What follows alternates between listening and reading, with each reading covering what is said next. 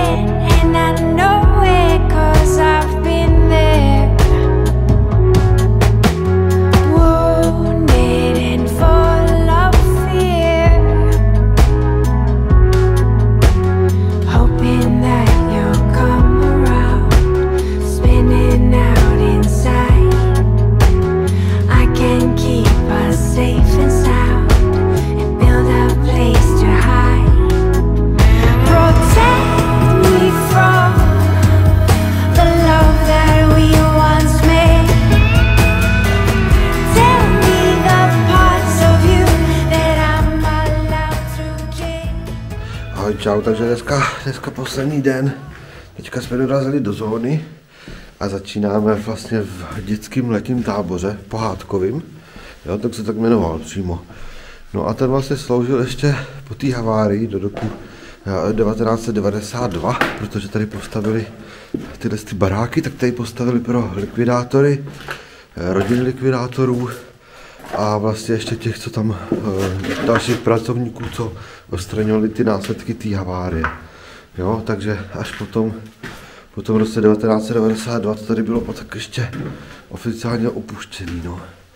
Takže my to zase jdeme projít, teda dneska nám prší, takže to není úplně nic extra a uvidíme právě podle toho, jaký bude počasí, tak vlastně budeme cestovat, no. Čeká nás to ještě dneska hodně, ale uvidíme, co všechno kvůli tomu ještě stihneme nebo nestihneme.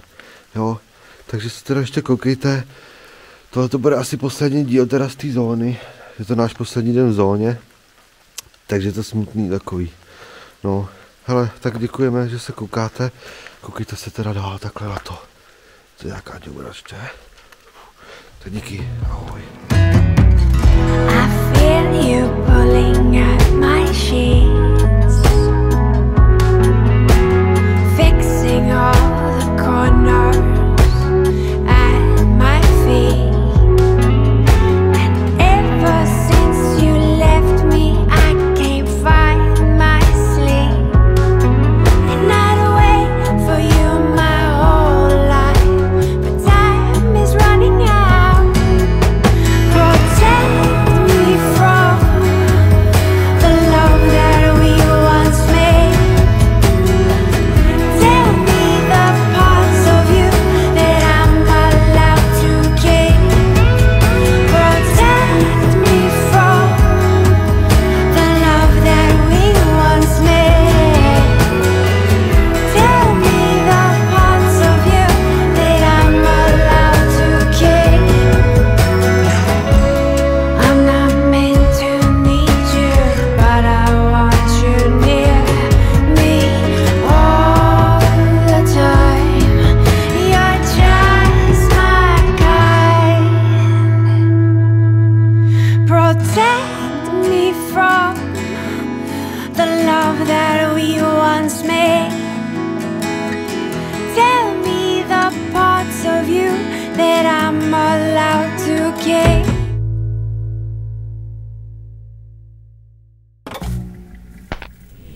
Tak no a další zastávkou je teďka taková vesnice Zálesia, jo. Takže původně to nějak nějaký místní starosta ty vesnice takhle pojmenoval a říká se, že z toho jako vyvěštil budoucnost teda, jo.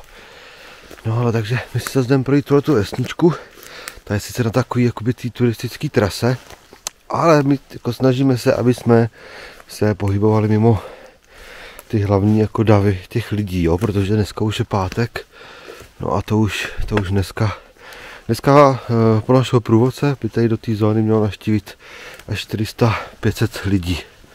Jo, 400 nebo 500 lidí teda. Takže tam z těch papírů se to dá nějak takhle vyčíst. Když nás tam byl, ty stupenky nám tam byl ukazovat na tom checkpointu vlastně.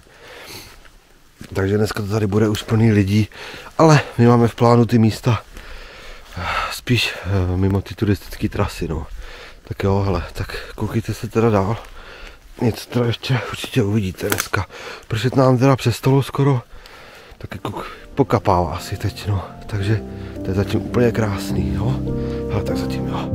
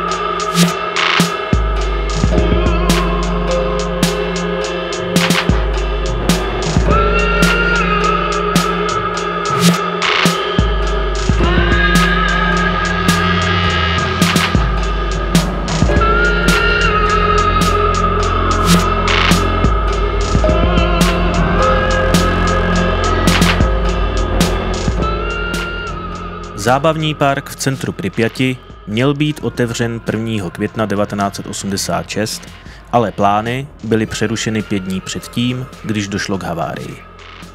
Ruské kolo se stalo ikonou jaderné katastrofy. Oblast pod ním má jedny z nejvyšších úrovní radiace v parku, ačkoliv betonové oblasti jsou většinou bezpečné.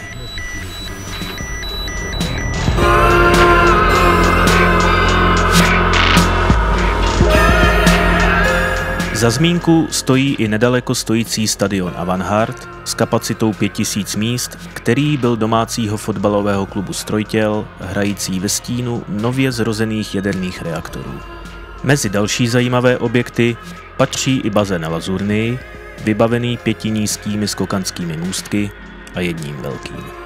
Likvidátoři a další lidé pracující v zóně využívali bazén i několik let po katastrofě až do roku 1998, kdy byl definitivně uzavřen z hygienických důvodů. Budování Pripjati začalo v roce 1970. Město mělo sloužit jako sídliště pro přibližně 50 000 lidí, a to převážně pracovníků elektrárny a jejich rodin.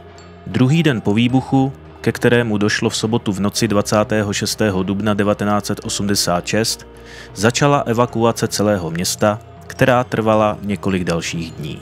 Samotná Pripjať není příliš kontaminovaná.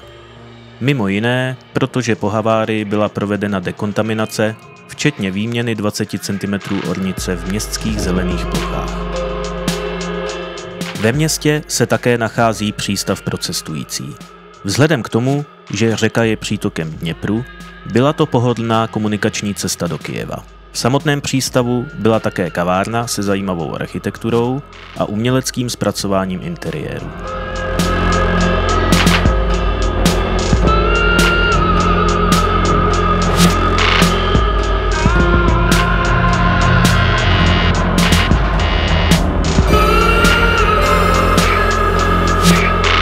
Nyní jsme v budově mateřské školky, která je na první pohled prázdná. Ale v jedné z mnoha místností to vypadá, jako by děti odešly teprve včera. Je to tak díky stalkerům, kteří se rozhodli poskládat věci zpět na svá místa a zanechat tak časovou schránku. Je tu i jejich vzkaz pro každého, kdo tuto místnost navštíví.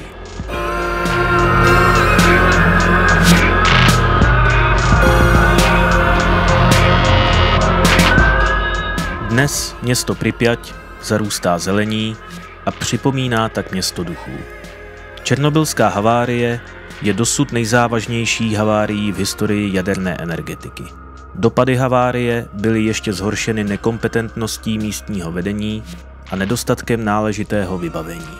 Do roku 2000 bylo celkem na území Běloruska, Ruska a Ukrajiny evakuováno nebo přesídleno přes 350 000 lidí.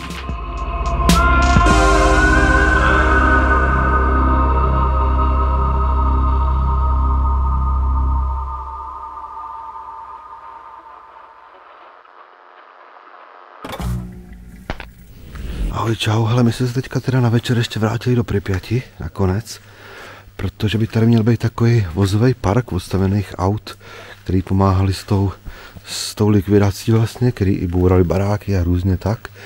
A je to vlastně teďka udělaný z bývalých garážích a servisu nákladních aut v Pripjati.